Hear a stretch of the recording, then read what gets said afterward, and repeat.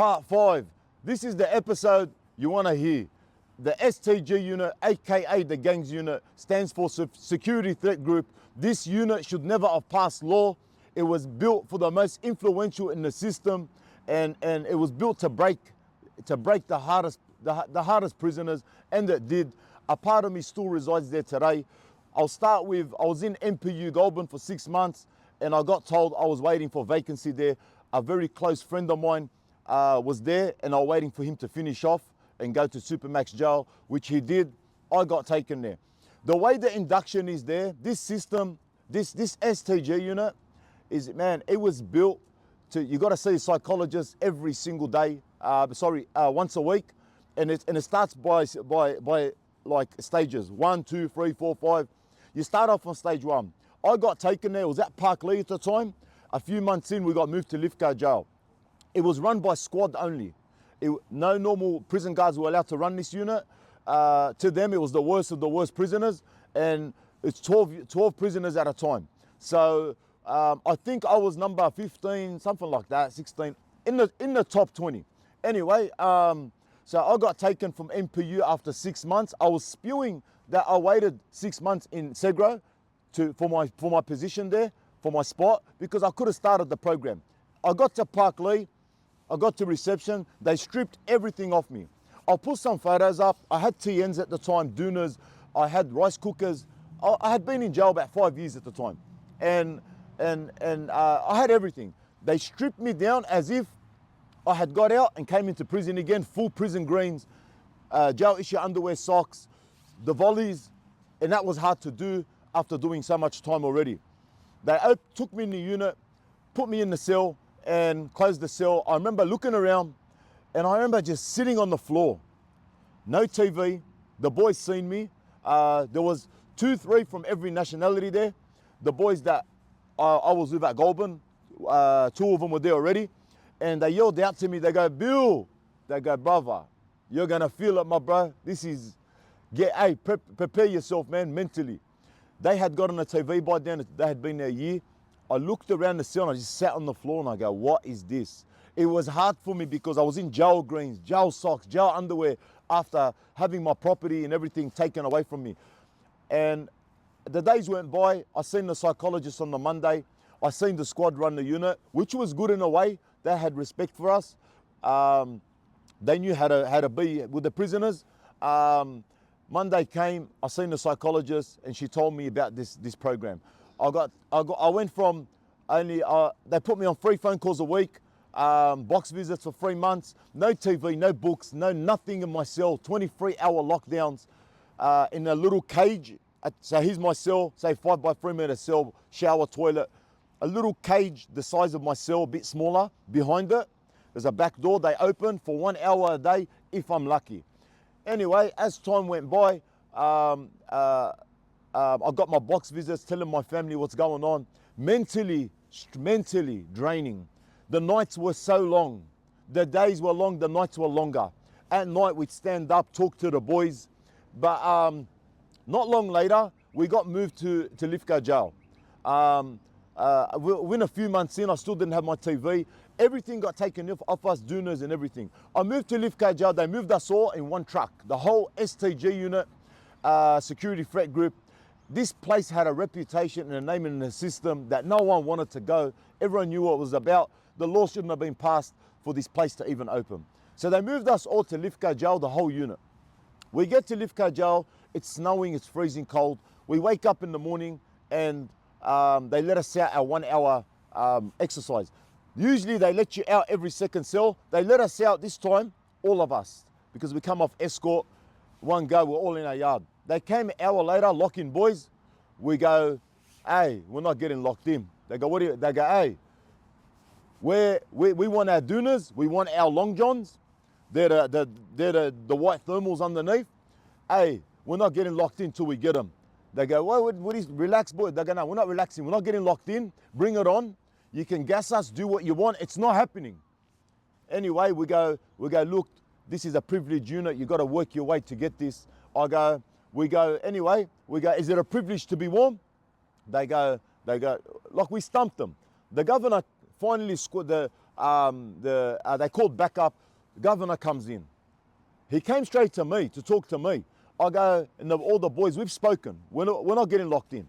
We got nothing to lose anyway. Nothing. We're in a jail. The worst of the worst. We've lost everything. You're stuck there for a couple of years. So I got nothing to lose. Like, man, there's no light at the end of the tunnel for me. Governor goes, what's going on, lad? I go, is it a privilege to be warm? He goes, no. He goes, why? What's going on? I go, we're in Lithgow Jail now. It's snowing here. They go, they will not give us our Doonas, our Long Johns, our thermals. We're freezing cold. We got here last night. We're not getting locked in. You can bring it on. Anyway, he turns around. He looks at the people running the STG. He goes, go now to their property and get them their Doonas and their thermals. They go, look, this is a program. We've got to speak to the psych. He goes, this is my jail. Use it in my jail now. He goes, it's not a privilege to be warm. You go get it for him now. He goes, if I get it for you, would you get locked in? We go, yeah. They got it for us. We got locked in. Time went by, a few months, no TV. It takes a toll on you. One of the boys there, man, just every week, I think every Thursday or Friday, he just refused locking. And we all get gassed. As soon as one person gets gassed in the unit, everyone gets gassed. The gas goes into the cell. It's one unit. I'll put some pics up. It's one unit, and he refuses locking, snaps a broomstick, goes on with it. They come in, they start bombing gas canisters, 1, 2, 3. This guy got used to, he got immune to the gas. So they'd run in on him at the end, it'd be on. By then, we're all gassed. The gas has gone into the cells. It's all over your skin, your body, you can't breathe. A few days later, your skin starts to peel, and it's not a good feeling. You're going crazy in there. Man, there were times I picked up my sink, smashed my cell. Just, man, your bed sheets are covered with gas. You try and shower, rub it off, it rubs into you. Your eyes are stinging. Anyway, time went by. They go, Bill, to get your TV, if you had a TV, all right, you can pass some time. To get your TV, go off. When you go see the psych, go off. They're gonna ask you questions. Oh, you're part of a gang, you're influential, you're the boogeyman. And every time a week I see the psych, no, I don't know what you're talking about, they know what you're talking about. So I go back to my cell, I get on my TV, go back to my cell, I haven't got my TV. Months later, the boys go, Bill, you have to go into the psych and tell them that you're worse than what they're saying you are. I thought they were setting me up. Anyway, man, the nights were so long. I finally got a book to read, and I was obsessed with this book. So I got called to the psych, and the weekly call-in, and there's a desk, and there's a metal ring, and you're handcuffed to it. Psych sits there, the squad are behind you. And I go to I've been about 6-7 months, no TV, something like that. And I go, I'm talking to myself at night. I go, it's long nights. The days are long, the nights are longer. Man, you're not burning energy to sleep. You got no TV, and you get 1 hour yard time if you're lucky. I go, I talk to myself at night. I laugh to myself. I think of something, start laughing. She goes, Bill, that's good. That's your mind trying to stay healthy and survive. I go, that's good. That I talk to myself. That's healthy, huh? She goes, look, anyway, what are you here for, Bill? Your part, nah, don't know what you're talking about. Go back to the cell. Anyway, I think about 11 months in, I go, every 2 weeks, they review you. All right, you see if you get your TV. The boys, I thought they were running amok on me. They go to me, Bill, go in there and go off. Tell them they're what you're saying, and you're worse. You're 10 times worse than what they're saying. That you're this and you're that, and bro, you're the worst person in the system. I go, you're trying to set me up. This was earlier. I thought they were stitching me up to have a laugh. Around the 11-month mark, everyone naturally breaks. I naturally broke. I went in there. They had taken my soul. A part of me still resides there. I was broken, mentally, physically, in every way. I had lost so much weight. I'll put photos up anyway. So I go in there, and I just went off. I go, I was handcuffed to the thing. She said something, triggered me. I went off. I go, I'm worse, 10 times worse than what you're saying. I go, I'm the worst person in the system. I go, what you're saying about me is good. I go, I'm 5th A. I go, I just went crazy. I was trying to rip the cuffs off. I was bleeding everywhere. I looked at the squad. I go, as soon as these cuffs off, I go, it's on between us, eh? I went crazy. I admitted everything I was there for and worse. They walk out of the room, 20 minutes later, they come back, they go, Bill, you calm down? I was calmed down. I walk back to the cell, the boys are going off. Your TV. Thought they were lying. I walk in, my TV's there. All along, because they had been there, they were right. You go off and tell them you're worse than what you're saying you are, you get your TV. It took me 11 months naturally to break and say, you know what, here, I'm worse than what you're saying.